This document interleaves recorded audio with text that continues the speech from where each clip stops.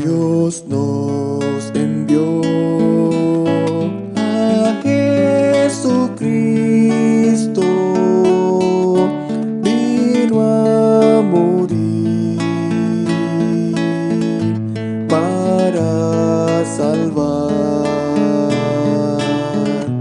vino a morir,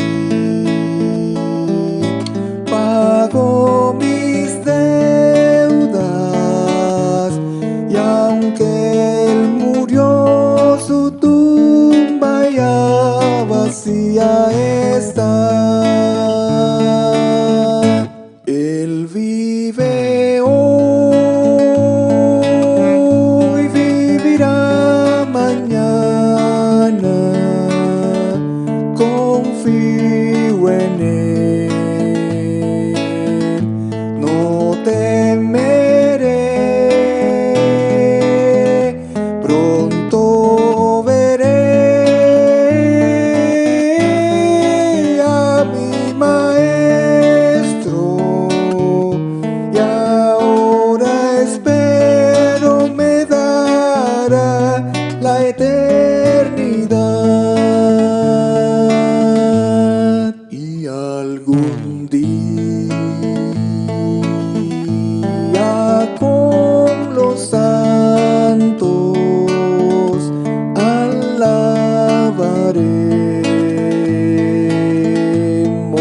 a Jesús al mar de vidrio llegaremos, veré sus manos y sus pies heridos por mí. Él vive hoy, vivirá mañana, confío en Él, no temeré, pronto veré a mi Maestro, y ahora espero me dará la eternidad. Y ahora espero me dará la eternidad. Ahora espero me dará la eternidad.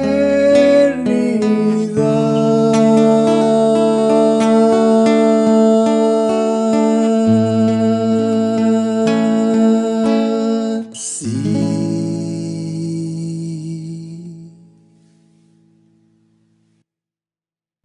Saludos, mis queridos amigos y hermanos de las redes sociales, Facebook y YouTube. Qué gusto y placer nos da saber que hemos llegado a la lección número 9, titulada En los Salmos, segunda parte, para el sábado 31 de mayo del 2025, presentado por Richardson Santana, su servidor. El versículo para memorizar lo podemos encontrar en Salmos 1:6. Y dice de la siguiente manera: porque el Señor conoce el camino de los justos, mas la senda de los malos perecerá. Los salmos continúan tocando las cuerdas más profundas del corazón humano. Son un lenguaje del alma en búsqueda de Dios en medio de la adoración, el sufrimiento, el arrepentimiento, la alabanza y la esperanza. Esta segunda parte del estudio de los salmos nos lleva a descubrir más sobre el carácter de Dios, su relación con los justos, el fin de los impíos, la confianza en tiempos de angustia y la promesa de liberación para los que se refugian en Él. En los salmos vemos la experiencia vívida del pueblo de Dios en un mundo de conflicto espiritual. Los cánticos de David nos muestran cómo orar, cómo confiar, cómo lamentar el pecado y cómo alabar con gratitud. Estos himnos siguen siendo una guía para nosotros hoy. y nos enseñan a depositar nuestra fe completamente en el Dios eterno. Al avanzar en esta lección, veremos cómo el Señor rige el camino de los justos. Salmos 1. Protege a los que reclaman en aflicción. Salmos 3. Restaura al pecador arrepentido. Salmos 32. Y muestra su fidelidad aun cuando todo parece perdido. En un mundo donde el mal parece prosperar, los salmos nos recuerdan que el juicio justo de Dios llegará y que su amor es nuestro refugio constante. Los objetivos para esta semana son los siguientes: reconocer la diferencia entre el justo y el impío según Salmos 1. Descubrir cómo David expresa su confianza en Dios en medio de la crisis. 3. Identificar la esperanza del perdón y la restauración que ofrece Dios. 4. Aprender a depositar nuestra confianza en Dios en medio de la lucha espiritual. Y 5. Fortalecer nuestra fe mediante la adoración sincera que se eleva desde los salmos. Pregunta muy interesante del folleto. Dice de la siguiente manera: ¿qué enseñanzas claves sobre la vida cristiana extraes de los salmos que estudiamos esta semana? Los salmos nos enseñan que el camino de los justos está sostenido por la meditación de la ley de Dios. Salmos 1. Que hay esperanza incluso en medio del dolor. Salmos 3. Y que el perdón es una realidad alcanzable mediante la confesión y el arrepentimiento. Salmos 32. También revelan que Dios es refugio, escudo, fuente de gozo para quienes se apoyan en Él. Estas verdades son fundamentos de la vida cristiana, tal como la recibe la Iglesia, donde la fe activa la justicia de Cristo y la comunión con Dios.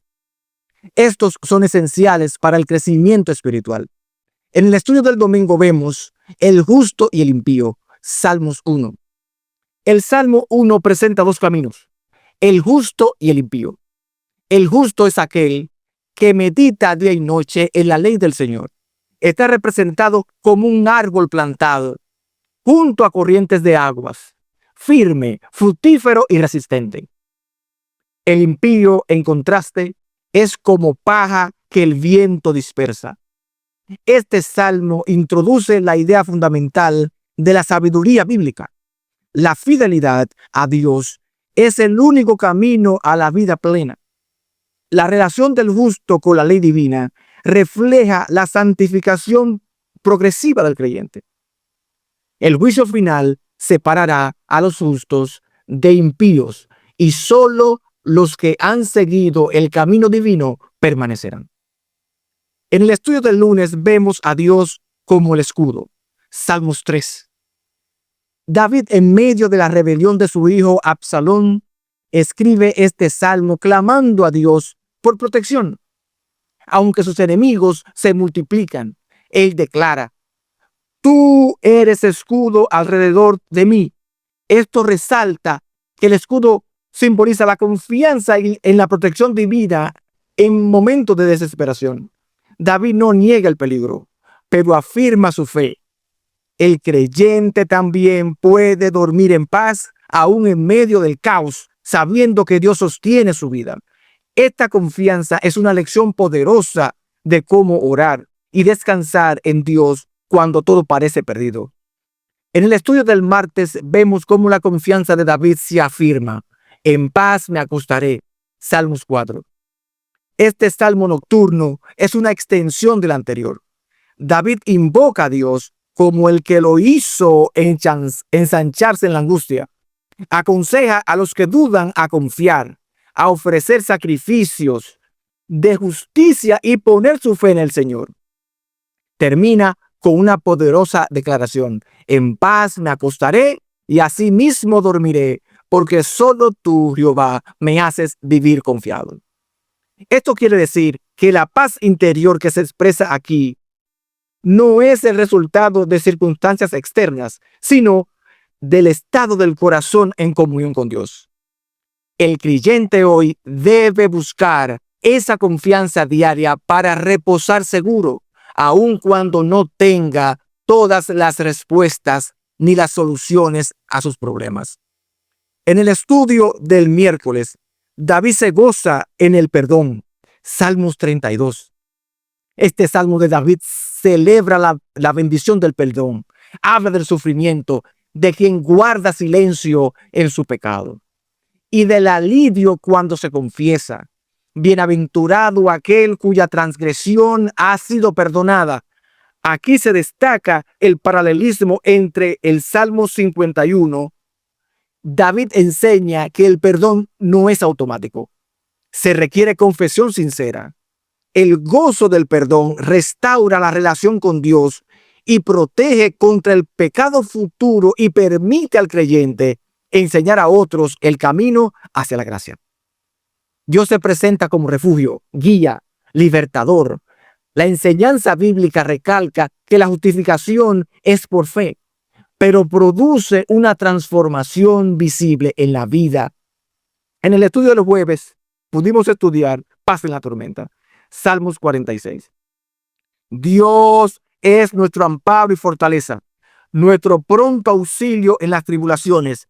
Este himno poderoso afirma que aún cuando la tierra sea removida, el creyente puede estar seguro. Dios está en medio de su pueblo. Esto se asocia con las grandes intervenciones de Dios en la historia de Israel, como también en la liberación de Jerusalén, pero también es una promesa para tiempos finales. Cuando todo tiembla, Dios sigue siendo el rey. Es un salmo de confianza escatológica y su mensaje se alinea con Apocalipsis. Dios vindicará a su pueblo. La iglesia encuentra en este salmo la garantía de que en el tiempo de angustia Dios no nos abandonará. La parte del viernes, hermanos, hemos llegado al final de la lección. Reflexión final. La semana concluye reafirmando de que los salmos no son poesías abstractas, sino experiencias reales del pueblo de Dios. Desde la meditación en la ley, Salmos 1, pasando por la súplica de la crisis, Salmos 3 y 4, hasta la alegría del perdón, Salmos 32, y la esperanza en el caos, Salmos 46. Esta lección nos lleva a confiar completamente en Dios. La Biblia enseña que los salmos son una escuela de adoración, una guía para la adoración y una preparación para el tiempo del fin. El justo vive por fe y esa fe lo lleva a deleitarse en la palabra, confiar en la providencia divina y esperar la liberación final que Cristo traerá en su segunda venida. ¿Estás atravesando tiempos difíciles? ¿Sientes que tu alma clama en silencio? Los salmos son la voz de quienes han pasado por el fuego de la prueba y han hallado en Dios su única esperanza. Esta semana, haz de los salmos tu oración. Medita en ellos, escríbelos, cántalos y verás cómo tu fe se fortalece y tu alma se llena de paz. Dios te bendiga y te guarde en este hermoso día y que el estudio lo podamos poner en práctica. Nos vemos en la siguiente lección para la próxima semana. Dios te bendiga.